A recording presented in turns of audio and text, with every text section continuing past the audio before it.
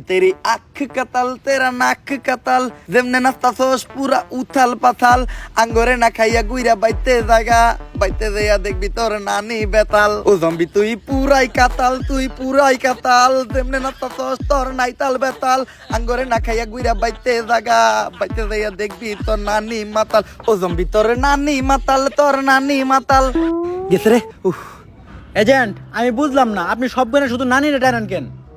ছোটবেলায় আমার বাবা মা মারা গেছে, তারপর আমার নানি আমারে পালছে, তাই নানি হইলো আমার জন্য আবেগ, নানি হইলো ভালোবাসার আরেক নাম। এই জন্য সব জায়গায় দিতে চাই আমি আমার নানির দাম। এইভাবে চলতে থাকলে আমরা বেশি দিন আর জম্বির থেকে সার্ভাইভ করতে পারবো না, তাই তোমাকে আমার ট্রেনিং দিয়া জম্বির সাথে লড়াই করার মতো অবস্থানে নিয়ে যাইতে হইব। চলো।